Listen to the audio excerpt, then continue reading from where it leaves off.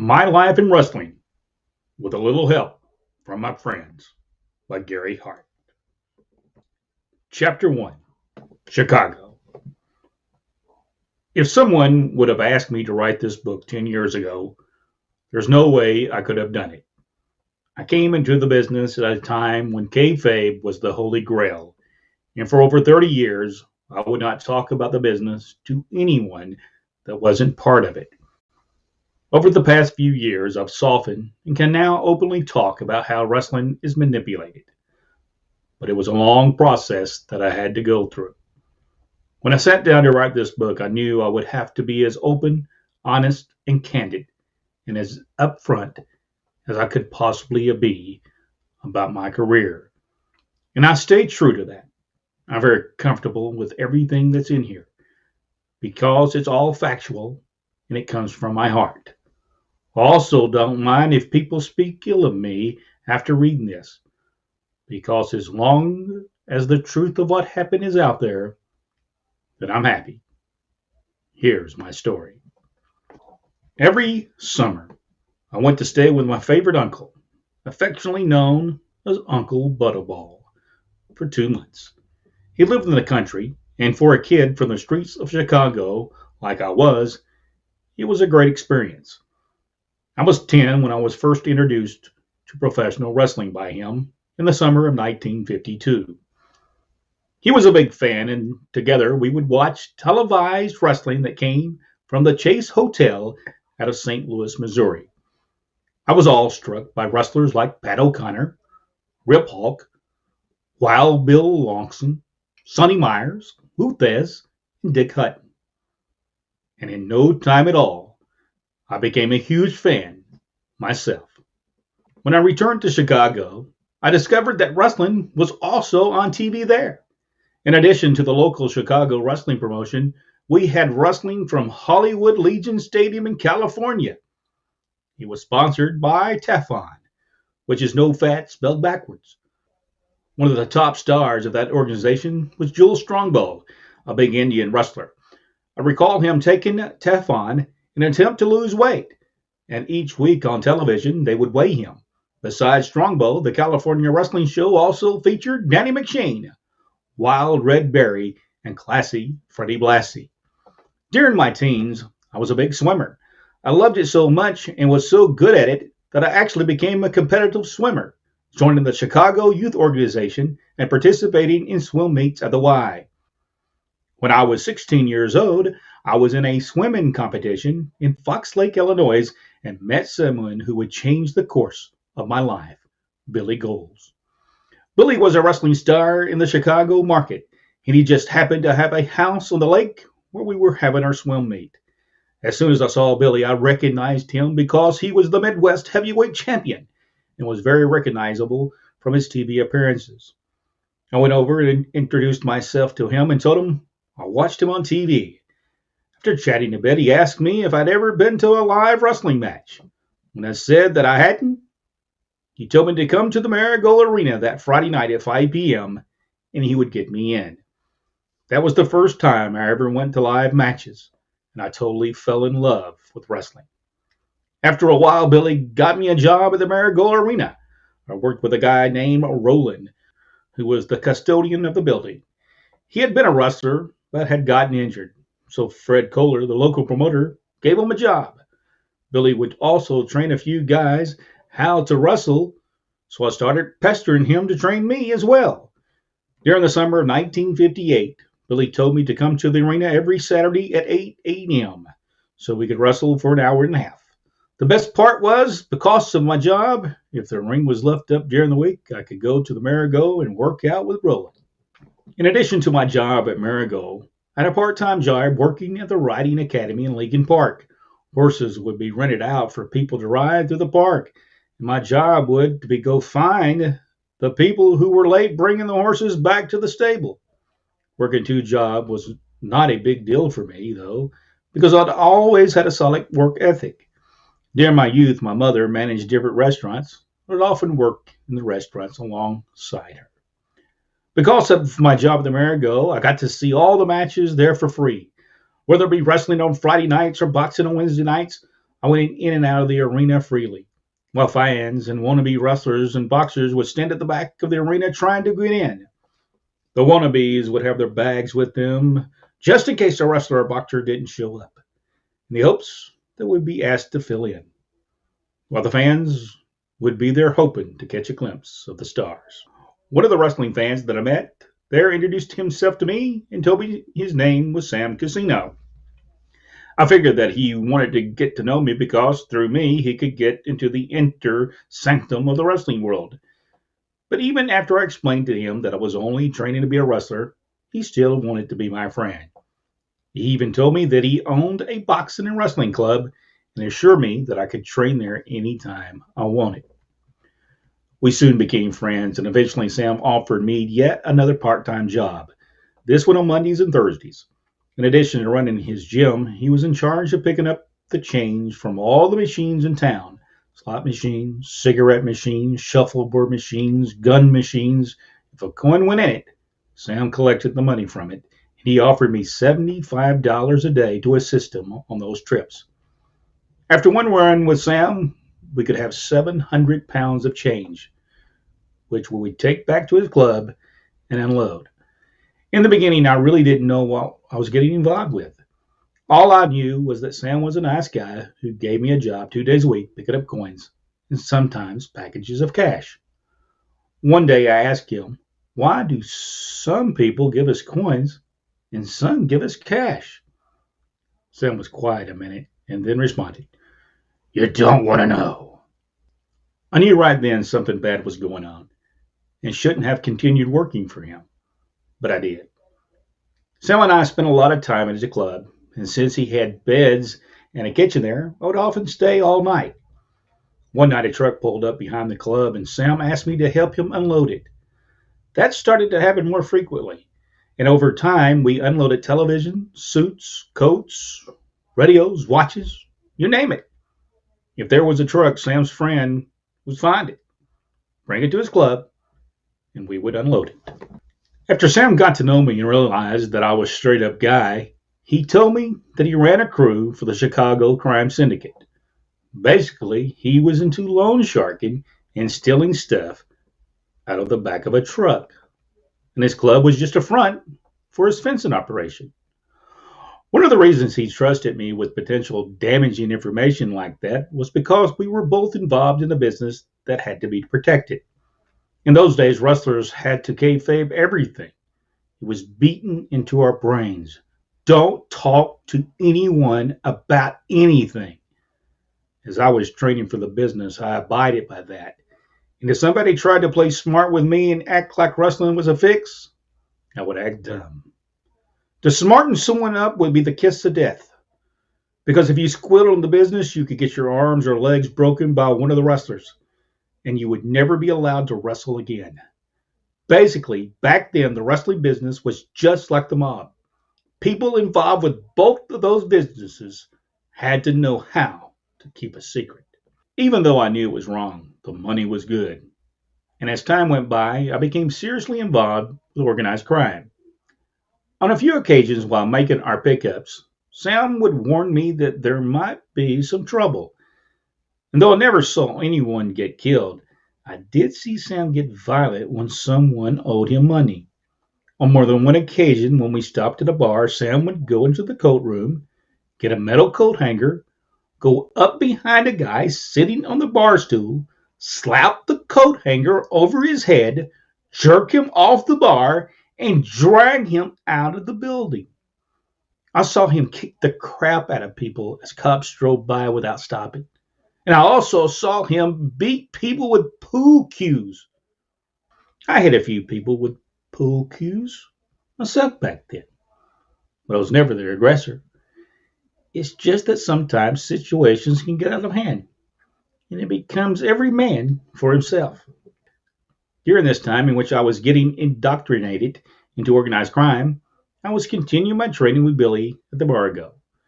Billy told me from the beginning that he would teach me holds, but he wouldn't put any pressure on them. He simply wanted to show me the moves. Occasionally, he would tighten up and show me how I could seriously hurt somebody. And whatever joint it was, the wrist, elbow, shoulder, knee, ankle, or head, I felt it immediately. He would make it very clear that he didn't want me to use any pressure and just wanted me to go through the motions when I wrestled. He also emphasized that when throwing forearms or punches, I should stay away from the ears, eyes, nose, and throat. A couple of times during training, my head would get busted open, my eye or nose would get bloodied, and I got it the hard way. That taught me early on when your opponent places you somewhere, don't move, or it will throw off whatever he is planning on doing to you. At night, I would hang out at Sam's Club and show the guys the holds that Billy was teaching me. There were some old shooters and hookers like Lou Taliber and Ruffy Silverstein at the club who liked to take guys and stretch them. So everyone preferred working out with me instead because I wouldn't hurt them. I wasn't exactly what you would call a wrestler's wrestler, but I knew the moves. And by practicing holds on the guys at Sam's Club, I really improved my technique. I actually improved so much that Billy asked me if I had been working out somewhere else. In reality, I only had one day a week to work out with Billy, so his curiosity was understandable. When I told him that I had been spending time at Sam Casino's gym, Billy told me that I should stay away from that place because he felt I had a future in wrestling. And by hanging out with Sam, I could end up in jail. I assured Billy that I would never do anything illegal, although I wasn't being honest with him. The only other wrestler I knew that was involved with Sam and his crew was a guy by the name of Wayne Bach. He was a wrestler in the Chicago area. He also worked his muscle for the Chicago outfit. One night when I arrived to the Margo, Billy told me that Wayne had been killed. After telling me that, he added, "The people that you've been hanging around with beat him to death in the warehouse district. And if you're not careful, they'll do it to you too." Once again, I assured him, "Billy, I'm not as involved as you think I am." Even though I loved Billy and respected him so much that I hid the truth from him. I also hid it from my family and my friends. And with the exception of a few people, this is the very first time I ever opened up about the organized crime portion of my life. I should add, back then, I never looked at myself as someone who would continue doing that for a living. Though because I knew I was going to be a professional wrestler, I simply saw my work for Sam as a means to support me until what I chose to do for a living would support me. That was the way I looked at it, and I never considered becoming a career mobster. One night I went to the matches at the Marigo Arena, and there was a fan sitting near me who was clutching a 2x4. As hated Russian Nikolai Volkov, who was actually a guy named Steve Gobb, was heading up the aisle after his match. The guy ran at him and was obviously going to hit him, so I tackled him to the ground. The cops grabbed me and brought me back to the dressing room, but Nikolai recognized me as the one who helped him and told them to let me go. The following week, during my training session with Billy, Nikolai just happened to drop by. When he saw me, he couldn't believe it and told Billy what I had done and what a good kid I was. There was another young guy that Billy was training to be a wrestler, and his name was Paul Christie. At the time, Paul was a competitive bodybuilder, and he and I wrestled each other a lot. For a while, Paul and I actually lived on the second floor of Billy's wrestling gym and became very close friends. Paul was a Chicago boy, and while he never got involved with gangsters like I did, he would hang out with con men and run all kinds of scams, such as selling memberships to non-existing gyms. Paul was a real scam artist, but I felt that was wrong because he was ripping off individual people, where I was just a strong-armed guy collecting money from people who borrowed and refused to pay it back. So even though I really liked Paul, I stayed away from his scams and didn't get involved in that at all. And I don't want to make him sound like a bad guy because he wasn't. It's just when people grow up in the streets, they develop their own little ways of getting by. Paul was a great wrestler, and if he would have left the city, he would have had a great career. But he preferred the hustle life in Chicago. At the time, Billy was the matchmaker of Chicago promoter Fred Kohler. And after 14 months of training, he felt I was ready for my debut match. I was 6'4", 235 pounds, and while I didn't have a muscle man body, I had a solid swimmer's build because I did a lot of swimming, bike riding, push ups, Hindu squats, and running in the park to stay fit. I was never the kind of guy who constantly hit the gym, but in my time, very few wrestlers did. As soon as I was told that I was going to have my first match, I started thinking about my ring name. My real name is Gary Richard Williams, but I didn't think that would cut it, and I wanted a name that would fit on a marquee easily.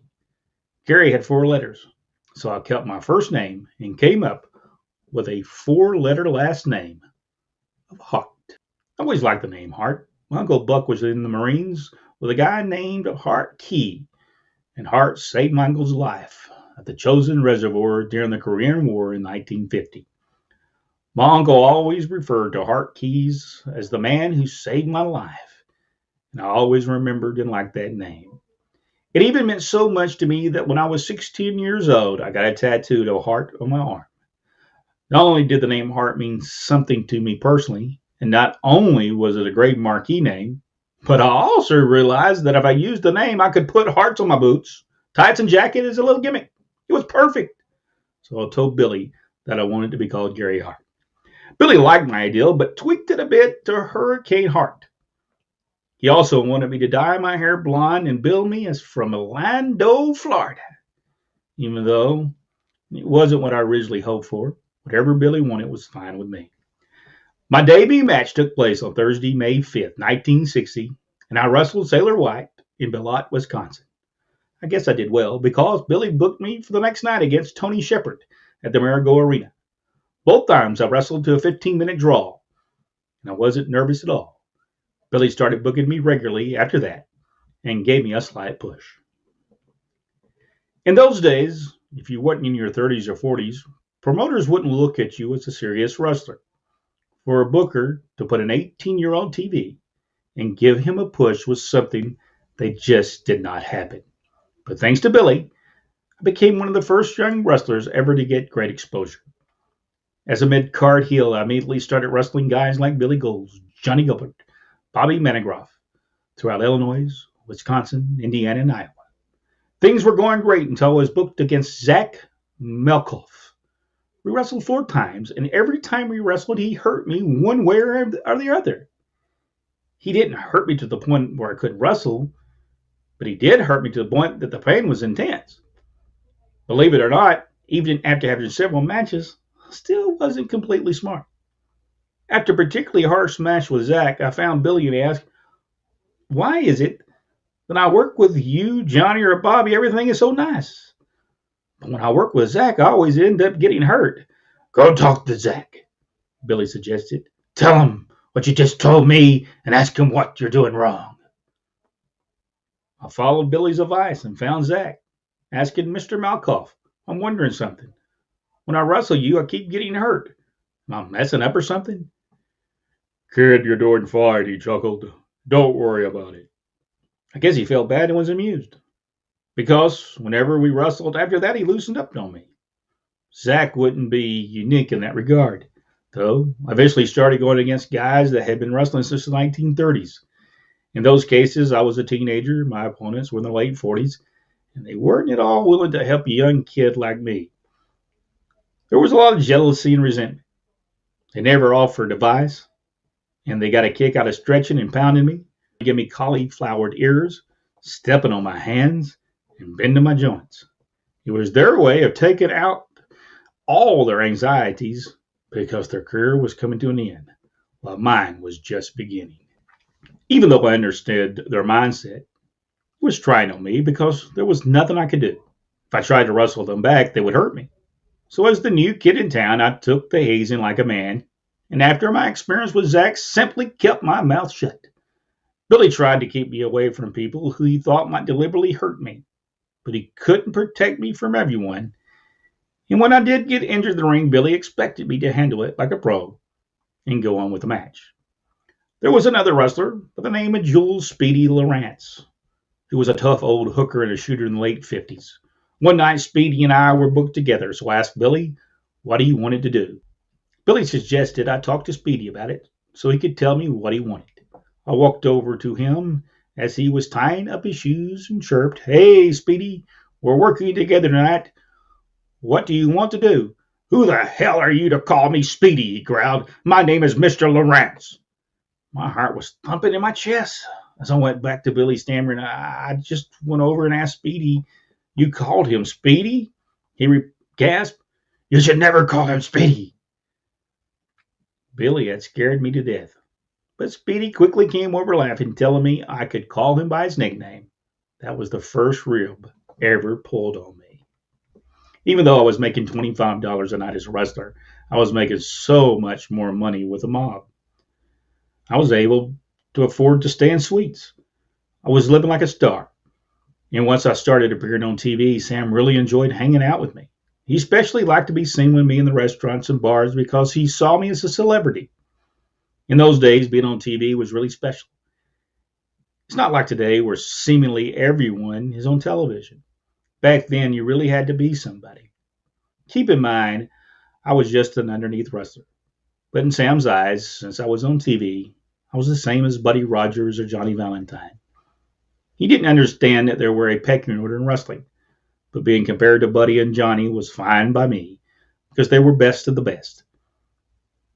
They were my idols, and whenever I was on the card with them, I didn't waste any time sitting around the dressing room. If Buddy or Johnny were in the ring, I was out there watching them. They were the guys who really inspired me. I spent a lot of time studying them. Angelo Poffo and Bronco Lubitsch had been a successful team in the 1950s. But when they split up, Angelo started looking for a new partner. One night after the match at the Marigold, I walked into the dressing room and there stood Angelo, Buddy Rogers, and Johnny Case. Angelo commented on my match, telling me I was pretty good in the ring and that I had a lot to offer. I appreciated that, but didn't pay too much attention to it. Of course, if Buddy Rogers had said it, I would have pissed myself. A few weeks later, we were in Madison, Wisconsin, and it was Angelo and I against Billy Golds and Johnny Gillard. Angelo and I just clicked that night, so he asked that we be put together as a permanent tag team. We were, and not only did I serve as Angelo's tag team partner, but I also served as his manager as well. I soon found that I enjoyed being a manager more than being a wrestler because I was very relaxed on the microphone. I never got nervous and just went out and said what was on my mind. There wasn't too many managers around during that time. Wild Red Berry managed the Fabulous Kangaroos, and there was handsome Johnny Barad and magnificent Maurice. But it was Buddy Rogers' manager, Bobby Davis, who I really liked. He was real cocky and dressed very well, and I actually fancied myself as the poor man's Bobby Davis. Because he was the manager I aspired to be, I even thought if I could be as good as him, then I could make it in wrestling. Even though most of the managers were older wrestlers dispensing their wisdom on younger wrestlers, with me, the fans were probably wondering, what's this young kid have to offer a seasoned veteran? I understood that. So in the beginning, I basically distracted the referee. I served as Angelo's lookout, acted like a sneaky kid to divert attention, and quickly learned how to get heat. One night when Angelo was wrestling Antonio Rocca in Waterloo, Iowa, I jumped up on the ring apron and hit Antonio. As soon as I did that, the referee disqualified Angelo and a full-scale riot broke out. The aisles filled up and there were hundreds of people who wanted to kill me, cops included. Being a guy who understood that violence gets everyone's attention, I picked up a chair and skipped it through the crowd like a rock on a creek. I threw 5 of them until the mob finally backed up, and Angelo and I made our way to the dressing room. When we got there, Moose Chalik started screaming at me, "What are you doing out there? Throwing those chairs could have hurt somebody." I was still revved up with the adrenaline, so I screamed back, "What did you expect me to do? They were trying to kill me out there." Now, Moose was really mad at me because on top of throwing the chairs, I had the audacity to argue with him. He got me back, though. I was supposed to ride back to Chicago with him that night, but he wouldn't drive me, and I had to take the bus. Most of the time, Angelo and I would travel together, and sometimes Angelo would bring his sons, Randy and Lanny, to the towns with us. Since we were heels who would invariably get heat, Randy and Lanny put a bunch of rocks in the back seat of their father's Cadillac for a rainy day. One time, Angelo and I got unbelievable heat when we were in Madison, Wisconsin. And as we left the arena that night with the boys, the fans started throwing rocks at us. Randy and Lanny, who were great kids, sprang into action and started throwing their rocks they had collected right back at the fans. During the 1960s, The Untouchables was an extremely popular TV show. To capitalize on its success, two Italian wrestlers named Lou Albano and Tony Altamore dressed up in tuxedo jackets, wore fedoras, smoked cigars, called themselves the Sicilians, playing mob characters. They came to the Chicago market and really took the town by storm. That was the most original, unique gimmicks in wrestling, and Lou and Tony were fabulous in the role. Lou Albano was actually one of my idols when I was a kid. And the few times I had the pleasure of being around him, he was everything I thought he would be. However, the Chicago Crime Syndicate didn't like the fact that Lou and Tony were using the Sicilians gimmick. And Sam told me that some associates of his had approached them, advising them that while they could continue wrestling as the Sicilians, it would be in their best interest to stop imitating gangsters. As a result, the Sicilians promptly took off their mobster outfits while in Chicago. One day, Sam asked me to take a drive with him to his cousin's place. We jumped into his car, drove to Irving Park, and pulled into a gated driveway that led to a huge house. When we walked into the living room, there sat none other than the famous mob boss in all of Chicago, Tony Accardo. I recognized him instantly because of over the years I had seen his picture on TV and in the newspapers. I knew right then and there that I wasn't involved with small town crooks and that I was dealing with big time organized crime. I guess Sam picked up on the fact that I recognized Tony because on the way home he tried to play Tony down, telling me not to believe what I read in the papers and that he was just a businessman. I didn't buy it, and that incident really got me thinking about if I wanted to continue working for Sam. Shortly thereafter, there was another scary incident that got me wondering what I was doing hanging out with the mobsters. One night after the matches, another wrestler named Buddy Austin and I went to a pub named Uncle Charlie's, which was located right around the corner from the Marigold Arena. It was a local place where mobsters, boxers, and wrestlers hung out. Sam Casino was there with some friends of his, so I sat with him and we started talking. Meanwhile, Buddy was getting pretty drunk, and Buddy did some crazy things when he was drunk. That night, for some reason, he unzipped his pants and started to take a leak on the leg of one of the mobsters. Needless to say, the mobster went crazy and attacked Buddy. I started to go help Buddy, but Sam stopped me and told me he would take care of it. He calmed the other mobster down and asked him to leave. The mobster started walking out of the door, but then pulled out a gun and aimed it at Buddy. Fortunately, the gun misfired, and the mobster ended up whacking Buddy across the face with the gun 2 times before leaving. There is no doubt in my mind that if it wasn't for the gun misfiring, Buddy would have been killed that night. Once a month, Fred Kohler would move his wrestling show to the Chicago Amphitheater, a much bigger venue than the Marigold Arena, which is where the shows were normally held. When Kohler ran the amphitheater, the New York booking office, which was owned by Vince McMahon and Toots Mott, would send their talent in for that week. McMahon and Mott booked their big names in wrestling, like Buddy Rogers, Johnny Valentine, the Fabulous Kangaroos, Brute Bernard, Skull Murphy, Mark Lewin, Don Curtis, Antonio Rocca, Bobo Brazil, and the Brown Brothers, Dr. Jerry and Eddie. When New York sent in their talent, we would be assured of having a very good week. However, on January 24th, 1963, my 21st birthday, Buddy Rogers lost the NWA World title to Lou Thesz in the Maple Leaf Gardens in Toronto. Since Buddy was one of their guys, McMahon and Mott were mad about the title change, and in defiance, seceded from the NWA and formed the Worldwide Wrestling Federation. As a result, they stopped supplying talent to Chicago. The Chicago market died. At that point, in need of some new talent, Fred Kohler brought Jack Pfeffer into the picture.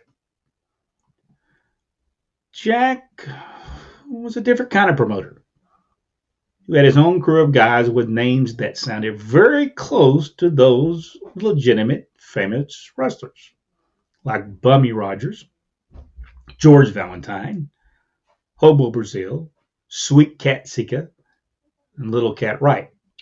By billing wrestlers with those names, casual fans didn't realize that they weren't seeing who they were led to believe they would be seeing until they had already bought a ticket. That's just how Jack did business. Once, when we had a falling out with Toots Mott in New York, he rented an airplane, flew over New York City, and dropped flyers listing the results for all of Toots' matches that would take place later that night. Even after doing that, Jack Pfeffer was able to keep finding jobs in the business because desperate promoters such as Fred Kohler felt they needed him because he had the in with the newspaper people and that he had them in his pocket. Billy told me in no uncertain terms not to get involved with Jack Pfeffer. He told me that Jack was so disrespected that he had no credibility with anyone of importance, and that if I became known as one of his boys, I would be dead in the wrestling business, have a stigma attached to my name that I would never be able to live down, and would be considered persona non grata to other promoters. He implored me to stay away from the Chicago territory and start taking dates in other territories. Aside from the fact Chicago market was dead, Billy really wanted me out of the situation I was in with Sam Casino. He truly felt that I would end up in jail or worse if I continued to hang around with him. To get me out of the situation I was in, Billy even made arrangements for me and Angelo to work for promoter Bert Ruby in Michigan. From day one, Billy Goes took amazingly good care of me. He took me under his wing, trained me how to wrestle, put me on TV, really looked after me, and when the time was right, got me booked in another territory. He truly cared about me, and I always appreciated and remembered him for the kindness and concern that he showed me. When I told Sam that I was leaving Chicago, he was very happy for me. And to show his appreciation for my work and friendship, he threw a very nice party for me at his club. A lot of guys that Sam was associated with came, but no wrestlers were there because I always kept those worlds separate. During the night, everybody came up to me and gave me an envelope of cash. And I left that night with $900. Sam also made it very clear that if I had any problems in Michigan, I was to let him know. Although Sam was very kind to me, he did put me in many dangerous situations. And I shudder to think how things could have ended up for me had I continued working for him. Therefore, in retrospect, Vince McMahon and Toots Mott pulling out of the NWA and forming the Worldwide Wrestling Federation was a blessing in disguise for me.